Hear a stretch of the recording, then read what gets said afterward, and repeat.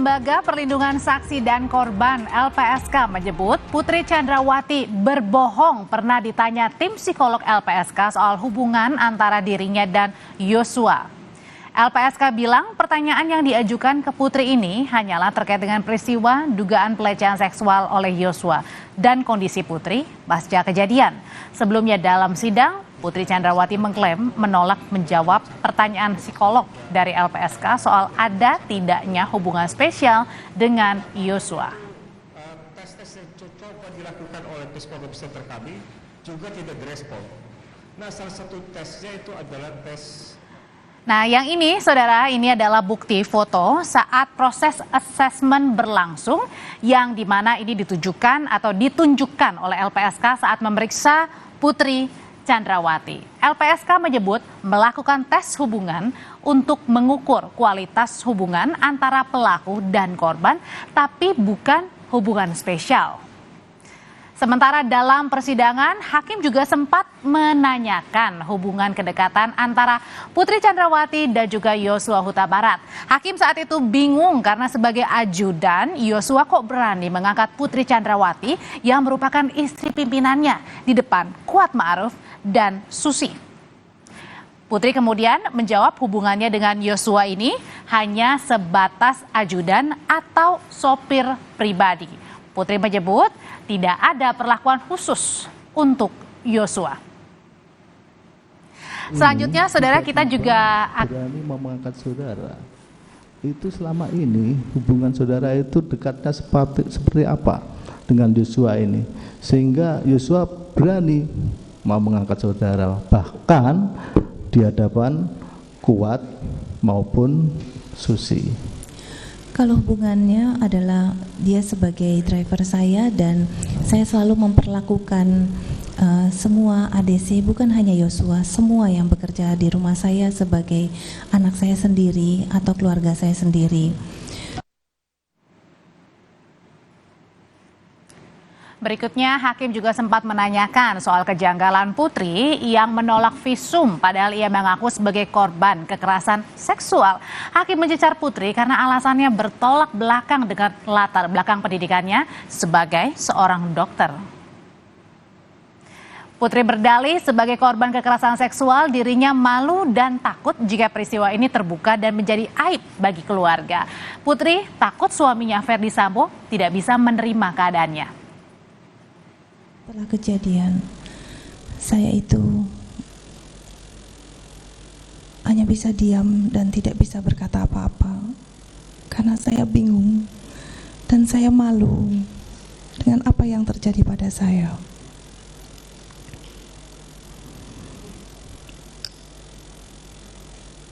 Dan saya tidak tahu harus bagaimana sebenarnya.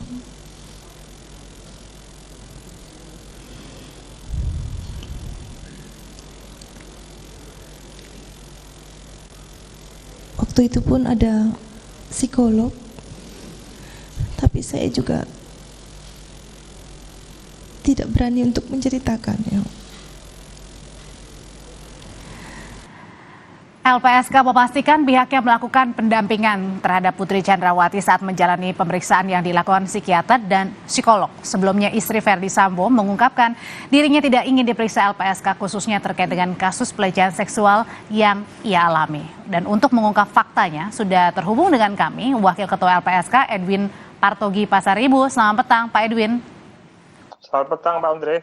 Jadi apa yang mau ingin Anda klarifikasi mewakili LPSK tentang pernyataan Bu Putri ini?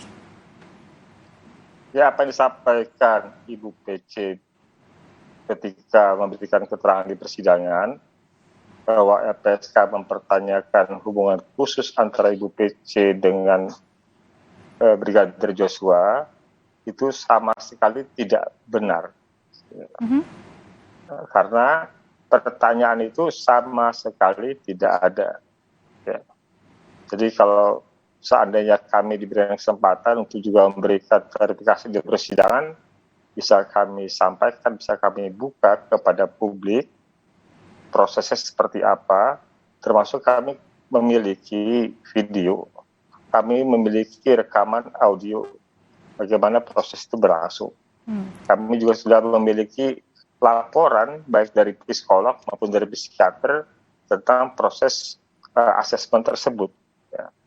Jadi pada kesempatan ini saya sampaikan kepada jaksa penuntut umum, kepada hakim, ya, bahwa apa yang disampaikan Ibu PC, LPSK mempertanyakan hubungan khusus antara dia dengan Joshua itu adalah tidak benar.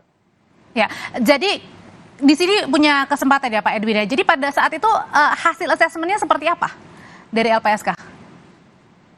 Ya, hasil asesmennya sebenarnya nyaris tanpa hasil karena Ibu PC itu diajak berinteraksi, diajak berkomunikasi, tetapi tidak memberikan jawaban. Ya. Bukan berarti Ibu PC tidak memahami dialog atau komunikasi yang disampaikan oleh psikolog dan psikiater LPSK. Menurut psikolog dan psikiater LPSK, Ibu PC sebenarnya memahami pertanyaan atau apa yang disampaikan oleh psikolog dan psikiater kepada Ibu PC. Hal itu terlihat dari bahasa tubuhnya. Memahami, Ya. artinya memahami tapi tidak mau bilang gitu maksudnya Pak Edwin? Betul. Nah, jadi Ibu PC itu mengikuti ditanyakan segala macam ya. Ada pertanyaan-pertanyaan yang memang sengaja dimunculkan untuk memancing. Itu ada reaksinya, ada reaksi alis, ada reaksi dahi, ya kan? Ada reaksi badan, bahasa tubuh gitu. Jadi psikolog dan psikiater kami mengetahui bahwa Ibu PC sebenarnya ya memang dia memahami pertanyaan, tetapi dia memang menolak untuk memberikan jawaban. Apa itu waktu alasannya untuk menolak Pak Edwin memberikan jawaban? Ya, yang tahu itu kan Ibu PC sendiri kenapa bersikap seperti itu. Oh, tidak bilang Ya. alasannya ya? Tidak bilang alasannya, kecuali yang disampaikan malu Bu. Nah, kan? Jadi ketika didalami lagi, apa yang membuat Ibu malu, tidak juga memberikan jawaban. Gitu. Dan ini Anda dan tim waktu itu anggap keanehan karena kan sebagai korban seharusnya bilang ya, karena kan LPSK juga bertugas untuk melindungi korban, bukan hanya saksi. Ya kan begini Mbak Bandro, kan bukan kami yang minta PC untuk dilindungi, tapi kan Bu PC yang meminta untuk LPSK dilindungi. Oke, apa yang janggal Ya di kan, sini Pak Edwin? ya artinya kan lazimnya orang yang meminta bantuan dan tolong kan lebih responsif kan, lebih antusias kan. Gitu. Tapi kemudian pada saat kemarin, Tapi kan ini kan berbeda, saya sampaikan berbeda dengan korban lainnya yang mengajukan perlindungan ke LPSK. Kami ini bukan hanya korban yang dalam konteks seperti kita saja, tetapi yang berkebutuhan khusus juga kami temui, ya, kami dampingi, kemudian kami juga membawa misalnya dari ahli-ahli yang berkebutuhan khusus, tapi ada reaksinya ya, atau kemudian kan ada komunikasi yang bisa dipahami oleh ibunya, oleh siapapun, gitu. Maksud saya kepada orang-orang yang punya kebutuhan khusus saja kami tidak punya hambatan untuk bisa memahami apa yang terjadi. Ini kan UPC kan tidak dalam posisi itu kan. Kan harusnya kalau dia punya kemauan untuk menyampaikan apa yang dia alami, tentu kami bisa tahu yang menurut Ibu PC yang terjadi itu apa. Tapi karena Ibu PC sendiri tidak menyampaikan hal itu, semua orang jadi tidak tahu sebenarnya yang dialami Ibu PC apa. Kalau misalnya Bu Susi juga nggak tahu apa yang terjadi di tanggal 7, Kuat juga nggak tahu, Ricky Rizal juga nggak tahu, Richard juga nggak tahu. Ya, Pak Edwin, sebenarnya waktu itu formula atau pertanyaan-pertanyaannya apa sih yang sehingga kayaknya membuat Bu PC ini bukan kayaknya lagi, memang tidak mau menjawab. Apakah ada mengarah ke arah hubungan dengan Yosua kah? Atau semua pertanyaan nggak dijawab? Semua pertanyaan ada bisa dikatakan tidak mendapatkan jawaban yang cukup ya. Kalau pertanyaan itu, ini aja pertanyaan dari psikolog ya, saya sempat catatkan. Boleh nggak diobrolin Pak Edwin? Kira-kira pertanyaannya apa pada saat itu? Ya udah langsung. Pertanyaan misalnya gini, apakah permohonan perlindungan diajukan atas inisiatif Ibu sendiri? Apakah ada pihak keluarga yang bisa mendampingi proses pemeriksaan ini? Baik. Udah buat China. Apakah ingin pemeriksaan dijadwal ulang? Oke. Nah, menurut apa yang dirasa Ibu sebagai terduga korban pelecehan. Baik. Ya. Bagaimana pelecehan itu pencabulan itu terjadi? Baik, Pak Edwin. Apakah Ya. Ibu Pece merasa sendiri?